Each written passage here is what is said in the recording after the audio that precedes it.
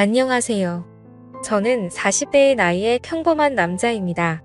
이런 사연을 적으면 손가락질 받을 수도 있겠지만 기가 막힌 사연이라 있는 그대로 적어볼게요. 저는 4년 전에 처남댁을 처음 뵙게 되었습니다. 그리고 사실 처남댁과 저와는 1년 넘게 몰래 만남을 가져오고 있네요. 일단 과거 이야기부터 시작하겠습니다. 처남은 결혼할 여자라며 우리 집에 아가씨를 한 명 데리고 왔었습니다. 그때 처남이 데려온 여자친구를 보고 아내의 눈빛이 불안하게 떨리는 것을 캐치하게 되었었죠. 처남도 그런 누나의 눈빛을 읽었는지 모르겠습니다. 저는 아내가 입양하라는 사실을 알고 있었습니다. 장모님은 결혼한 지 10년이 지나도 아이가 생기지 않자 제 아내를 입양했었고, 그로부터 3년 뒤에 임신을 하게 되어 처남을 낳았다고 합니다. 어릴 적부터 둘의 사이는 누구보다 끈끈했다고 하더라고요.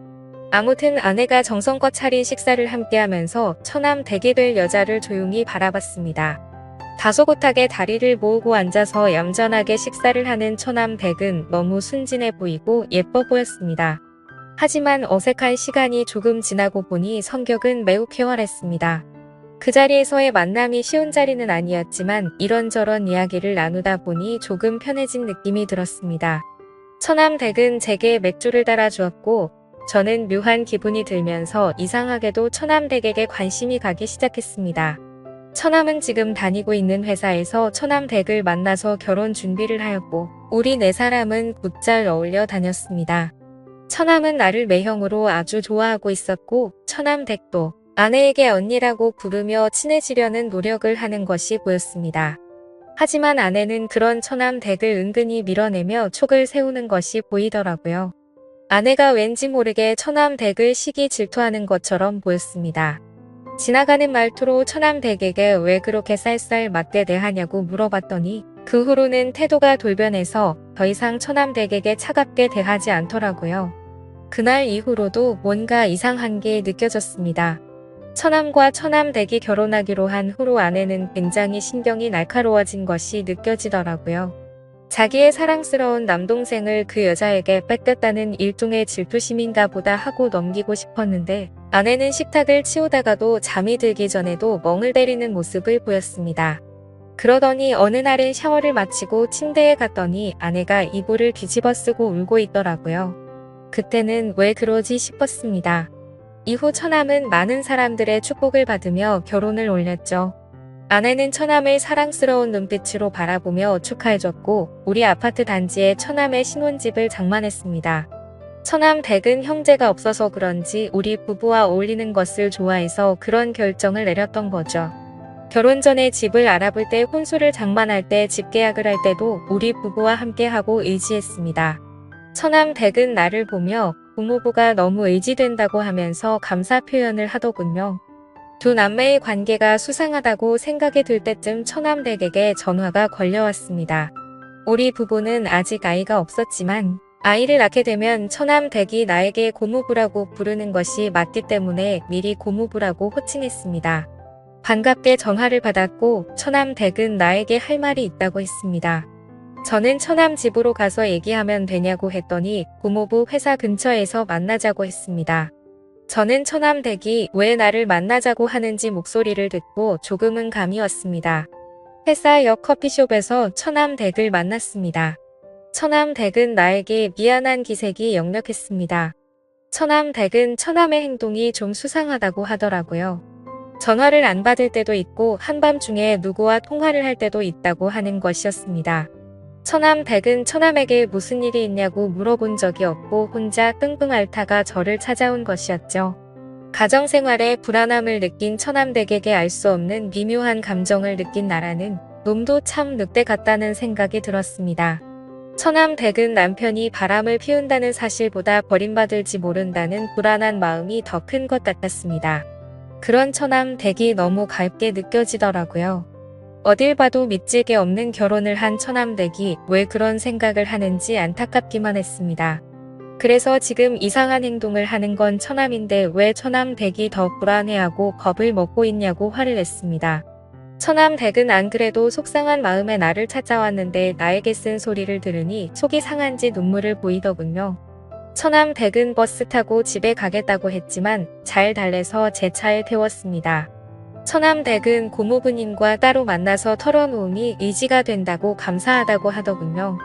저는 작은 고민이라도 함께 나누고 싶다고 했습니다. 처남댁은 그런 내가 오빠같이 느껴진다며 웃어 보이는데 그 미소를 보자마자 가슴이 떨리더라고요.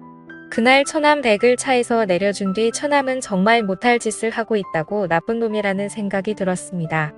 그리고 얼마 후에 처남댁의 아버지가 몸이 좋지 않아 병원에 계신다는 연락을 받았고 처남댁은 급히 고향에 내려가게 된 날이었죠.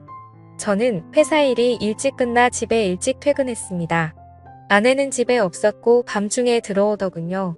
어디 갔다 오냐고 물었더니 평소에 듣는 사람이 웬일로 일찍 들어왔냐고 당황해하는 것이었습니다. 아내는 동생 집에서 저녁 차려주고 얘기 좀 하고 왔다고 하더라고요. 그때 나는 등이 오싹해지는 느낌이 들었습니다. 혹시 처남이 한눈 파는 상대가 내 와이프일지도 모른다는 생각이 들더라고요.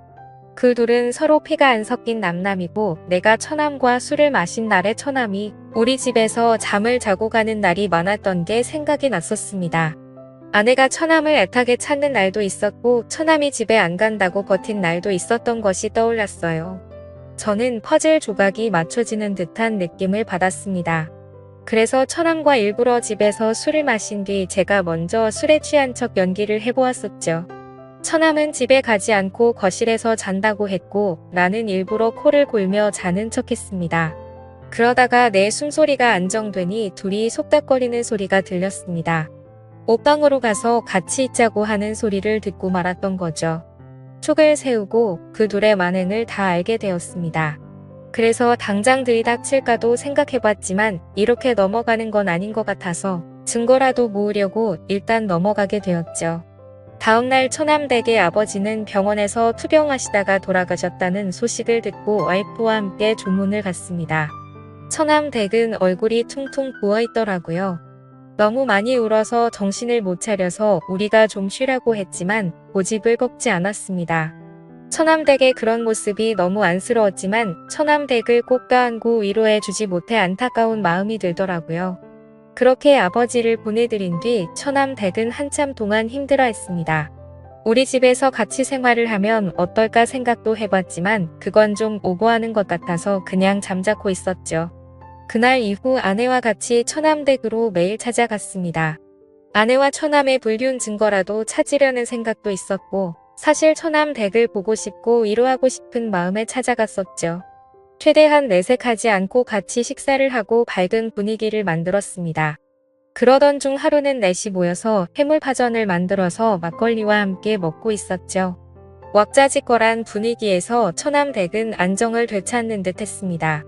그런데 저는 아내와 처남이 서로 좋아하는 눈빛을 교환하는 것을 캐치하게 되었죠.